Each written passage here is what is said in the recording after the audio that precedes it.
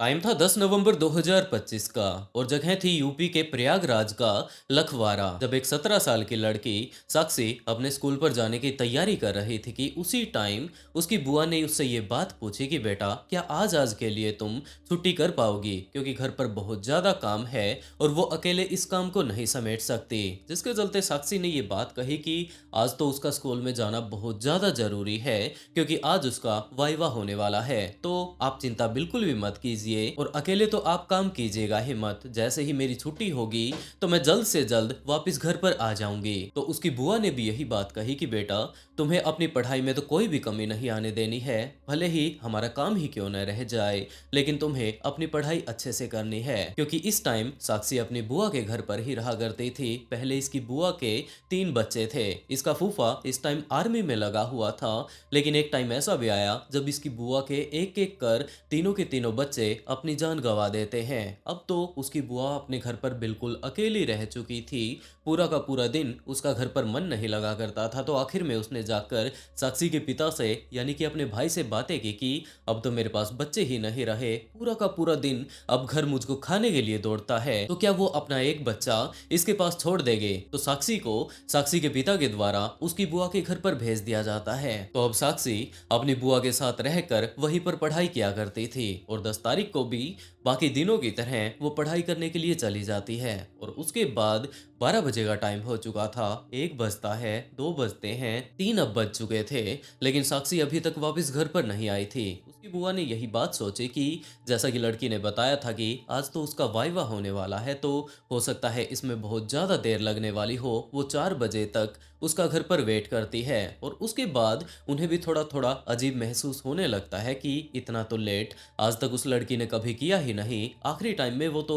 ये बात भी बोल रही थी कि जैसे ही उसकी क्लासेस की छुट्टी हो जाएंगी वो जल्द से जल्द वापस अपने घर पर आ जाएगी। तो इन्हीं सब चीजों से परेशान होकर साक्षी की बुआ ने साक्षी के पिता ज्ञानेंद्र के पास फोन कर दिया और पूरी की पूरी घटना के बारे में बताया कि सुबह तो वो लड़की कुछ ऐसा बोल रही थी, लेकिन आज तो वो बाकी दिनों से भी काफी ज्यादा लेट हो चुकी है, अभी तक वो वापस घर पर नहीं आई और इस चीज को लेकर वो बहुत ज्यादा परेशान है कि पता नहीं वो लड़की गई तो गई कहाँ पर। तो ज्ञानेंद्र ने यही बात कही कि वो जाने वाली कहाँ पर है, अपने स्कूल में ही होगी, हो सकता है आज उसकी एक्स्ट्रा क्लास हो। और इसी बात को जानने के लिए ज्ञानेंद्र उसके स्कूल में जा पहुंचता है और वहां पर जाने के बाद उन्हें ये बात पता चलती है कि आज तो साक्षी स्कूल आई ही नहीं। ज्ञानेंद्र भी इस बात से थोड़ा परेशान हो जाता है। उसने जाकर अपनी बहन को सारी ही बातों के बारे में बताया और इसके अलावा साक्षी जहां जहां पर जा सकती थी उन सारी की सारी जगहों पर जाकर उन्होंने पूछताछ करनी शुरू कर दी, लेकिन साक्षी के बारे में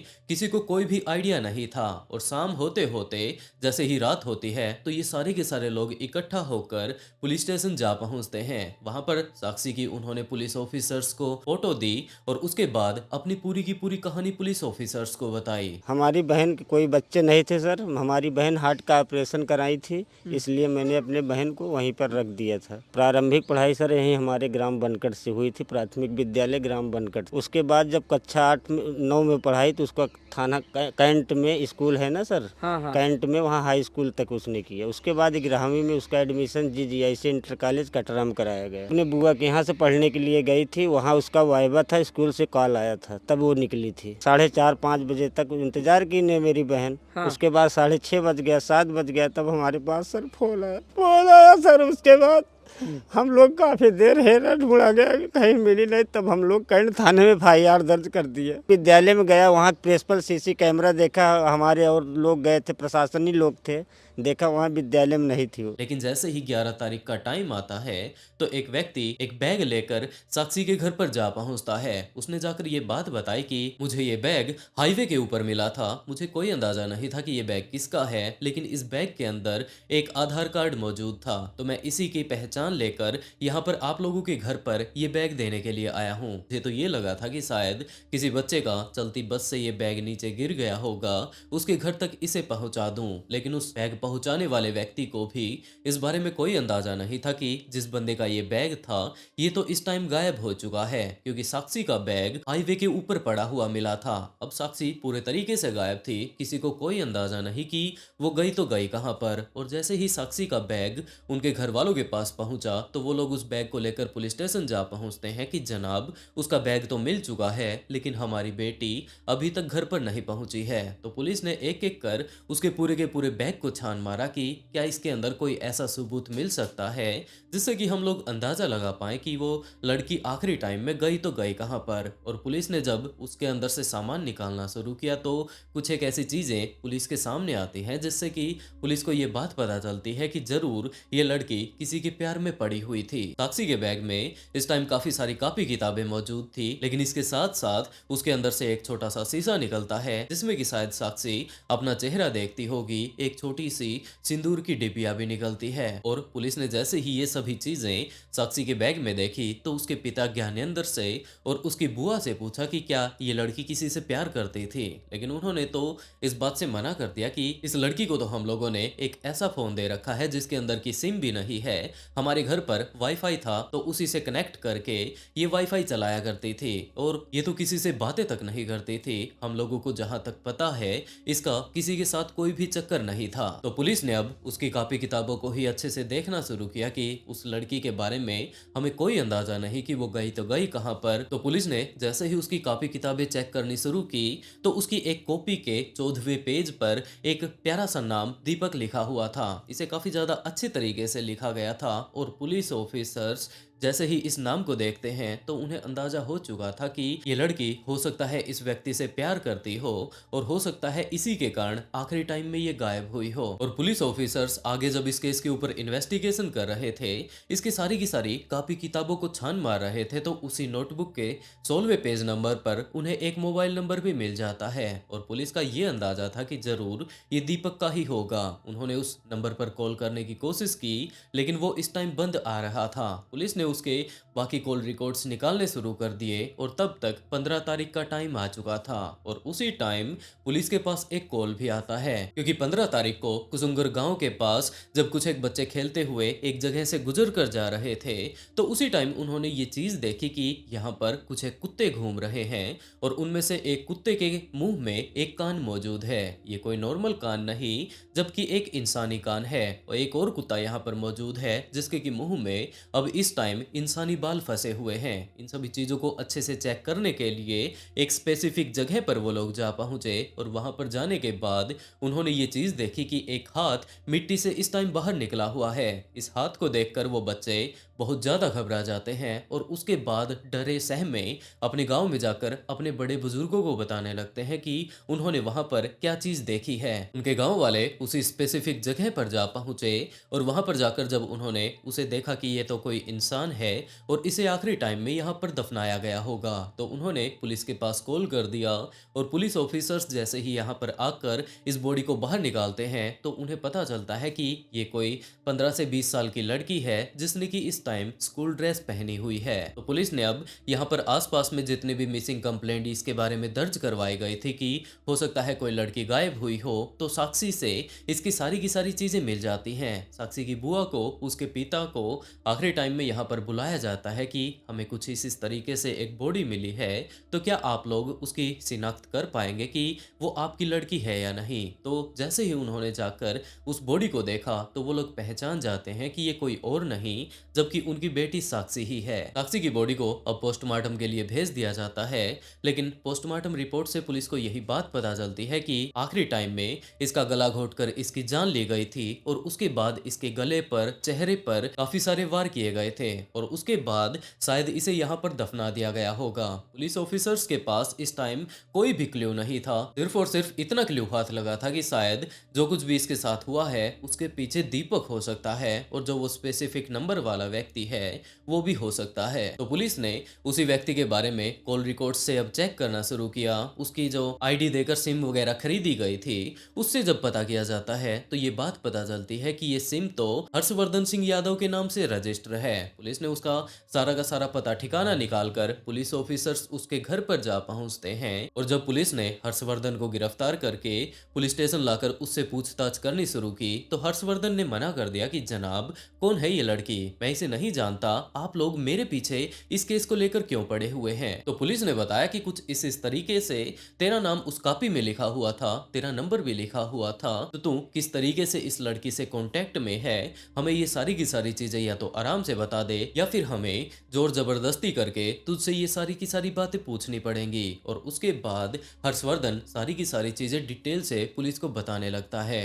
उसने इस बात के लिए हाँ भर ली कि हाँ जनाब, आखिरी टाइम में जो ये लड़की गायब हुई थी इसके पीछे कोई और नहीं जबकि मैं ही हूँ। दरअसल वो 2018 में आर्मी में लग गया था, उसके बाद उसकी जम्मू कश्मीर में ड्यूटी आ जाती है और इसी टाइम जब भी वो ड्यूटी से खाली रहा करता था तो इंस्टाग्राम पर टाइम पास के लिए रील वगैरह स्क्रॉल करता रहा करता था और इसी टाइम पहली बार उसके सामने साक्षी की रील आती है। उसने उसके पास डीएम कर दिया और उसके बाद वो लोग आपस में बातें करनी शुरू कर देते हैं। धीरे धीरे कर ये लोग बहुत ज्यादा नजदीक आ गए और उसके बाद तो एक टाइम ऐसा आया जब हर्षवर्धन ने साक्षी से ये बात कही कि वो वापस अपने घर पर आ रहा है तो क्या ये लोग आपस में मिल सकते हैं। साक्षी भी इस बात के लिए तैयार, क्योंकि ये लोग आज तक सिर्फ और सिर्फ मैसेजेस पर ही बातें किया करते थे, वीडियो कॉल किया करते थे और उसके बाद जून 2025 में इन लोगों ने पहली अपनी मुलाकात की और उसके बाद तो जब भी हर्षवर्धन छुट्टी पर आया करता था तो बीच बीच में वो उसे अपने पास मिलने के लिए बुला लिया करता था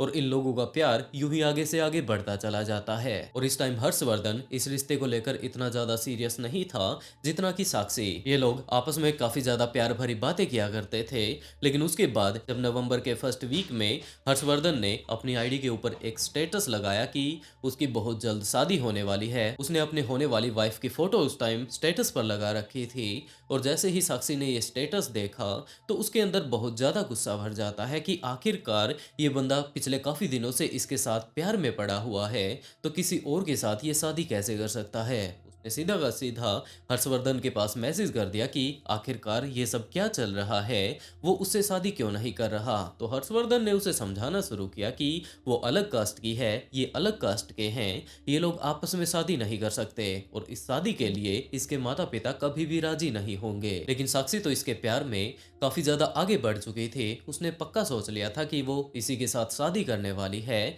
और इसी बात को लेकर साक्षी ने हर्षवर्धन को साफ साफ बोल दिया था कि वो उसी से शादी करने वाली है और अगर वो जाकर किसी और से शादी करेगा तो वो सीधा का सीधा उसी घर में आ पहुंचेगी जहां पर कि वो शादी करने वाला है। बीच बाजार में वो उसकी बेइज्जती करने वाली है और जब उसके सारे के सारे रिश्तेदार उसके शादी में आए हुए होंगे तो वहां पर आकर वो उसके काले कारनामे उसे बताने वाली है कि किस तरीके से इसने इसे प्यार में फंसाकर बाद में किसी और से शादी कर ली और वो उसके साथ शादी भी नहीं होने देने वाली। अब हर्षवर्धन इस बात को लेकर परेशान कि अब वो करे तो क्या करे, ये लड़की तो इसके पीछे ही पड़ चुकी है। और उसके बाद उसने आराम से बैठकर उसे समझाना शुरू किया, लेकिन साक्षी तो मानने के लिए तैयार ही नहीं थी। वो बार बार मैसेजेस पर उसे यही बात समझाया करता था कि ना तो मेरे घर वाले इस बात के लिए मानने वाले हैं, दूसरी तरफ तुम्हारे घर वाले भी तुम्हें क्यों लगता है कि किसी और कास्ट के व्यक्ति के लिए मानेंगे कि जाओ बेटा तुम उससे शादी कर लो। लेकिन साक्षी ने मना कर लिया कि मैं अपने घर वालों को अपने आप मना लूंगी, तुम अपने घर वालों को मना लो और अगर तुम्हें मुझसे शादी ही नहीं करनी थी तो पिछले इतने दिनों से तुम मुझसे बातें ही क्यों कर रहे थे। अब हर्षवर्धन परेशान, 30 नवंबर को उसकी शादी होने वाली थी जिसके चलते वो साक्षी को भी उसे समझाना था तो वो 8 तारीख को ही वापस अपने घर पर छुट्टी पर आ जाता है और जैसे ही वो अपने घर पर आया तो उसने साक्षी के पास मैसेज कर दिया कि वो आपस में मिलने वाले हैं और हर्षवर्धन को पक्का विश्वास था कि वो साक्षी को समझा लेगा। इसके अलावा उसके पास प्लान बी भी मौजूद था, तो वो जहां पर भी उसे मिलने के लिए बुलाने वाला था तो 10 तारीख को वो उसे वहीं पर मिलने के लिए बुला लेता है और ये वही 10 तारीख थी जब साक्षी की बुआ ने साक्षी से ये बात कही थी कि बेटा आज तो हमारे घर पर बहुत ज्यादा काम है, क्या तुम आज के लिए छुट्टी कर सकती हो। लेकिन दूसरी तरफ साक्षी के दिमाग में तो ये बात चल रही थी कि आज हर्षवर्धन उससे मिलने के लिए आने वाला है और आज ही वो लोग शादी की बातें कर लेंगे। तो साक्षी ने अपनी बुआ से यही बात कही कि आज तो उसका जाना बहुत ज्यादा जरूरी है, आज तो उसका वाइवा होने वाला है। उसकी बुआ को इस बारे में कोई अंदाजा नहीं कि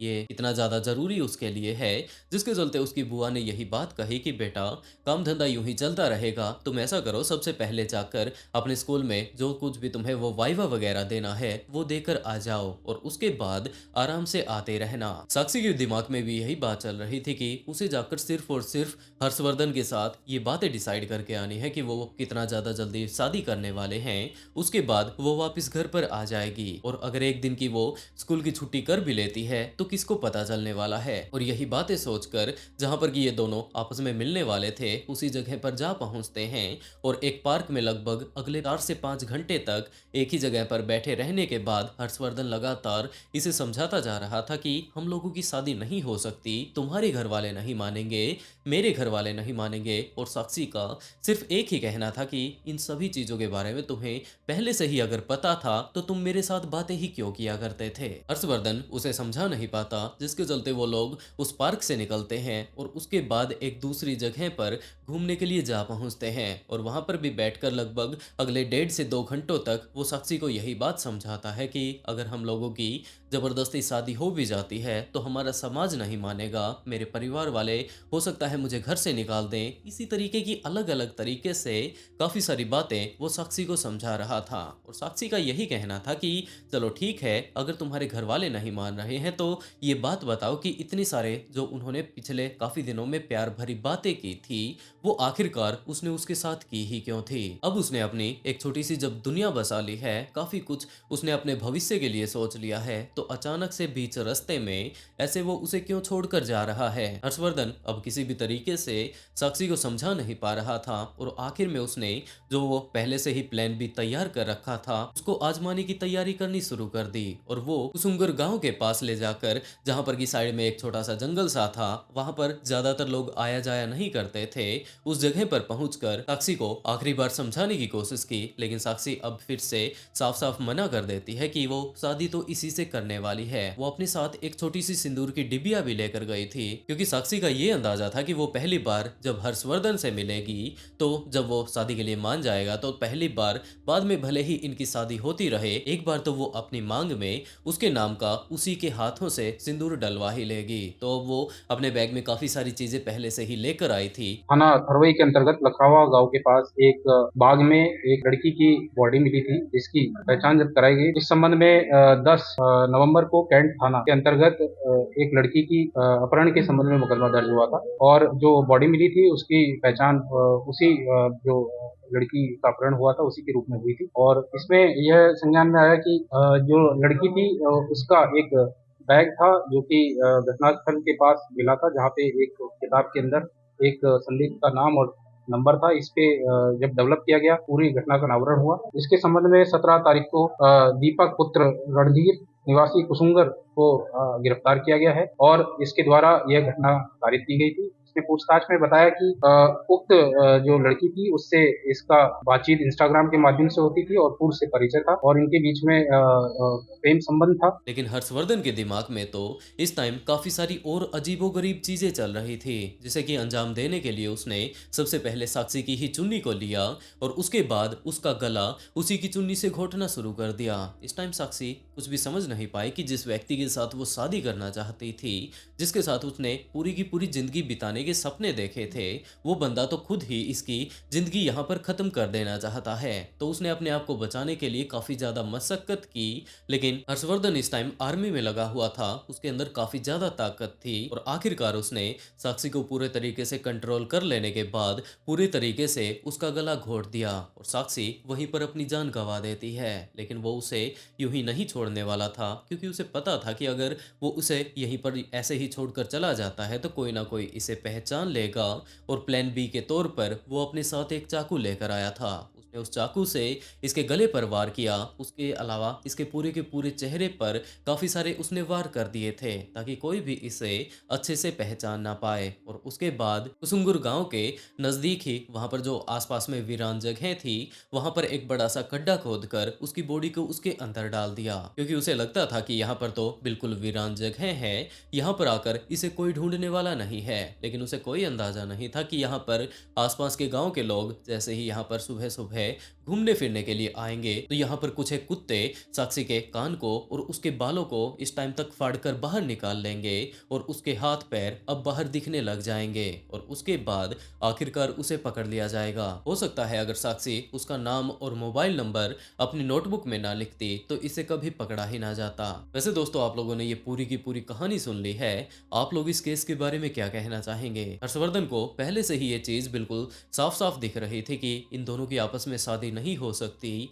लेकिन फिर भी उसने उस 17 साल की लड़की को पहला फुसलाकर अपने प्यार में रखा और जिस भी तरीके से वो उसका यूज करना चाहता था वैसे ही उसका यूज किया और आखिर में उसने ये बात बोल दी कि उन दोनों की आपस में शादी नहीं हो सकती। तो आखिरकार ये सभी चीजें कहाँ तक सही है और क्या जो ये हर्षवर्धन उसके साथ कर रहा था क्या उसका ये प्यार ही था या फिर सिर्फ और सिर्फ वो उसके साथ अपनी हवस मिटाना चाहता था? आप लोग इस केस के बारे में क्या कहना चाहेंगे? अपनी राय कमेंट बॉक्स में जरूर बताइएगा। और इसके अलावा अगर इस केस के बारे में मैं कुछ ना बता पाया हूँ, आप लोग और ज़्यादा डिटेल इस केस के बारे में जानते हो तो उसके बारे में भी डिस्कशन हम लोग कमेंट बॉक्स में कर सकते हैं। और दोस्तों, इस तरीके की कहानी सुनाकर मैं आप लोगों को डिस्टर्ब तो नहीं करना चाहता, लेकिन सचेत जरूर करना चाहता हूँ। तो आप लोग अपना ध्यान रखिए और इसके साथ साथ अपनों का ध्यान जरूर रखें। और स्टोरी सुनाने का अगर तरीका पसंद आया हो तो वीडियो को लाइक कर ऑफबीट पॉडकास्ट को सब्सक्राइब जरूर कर लें, क्योंकि इसी तरीके के काफी सारे ट्विस्टेड केस मैं बहुत जल्द यहाँ पर लेकर आता रहता हूँ। और इसी के साथ दोस्तों, आज का शाउट आउट हिल त्रिपुरा को and write a beautiful comment to get a shout out in next video. बहुत जल्द मिलते हैं एक और नए ट्विस्टेड केस के साथ।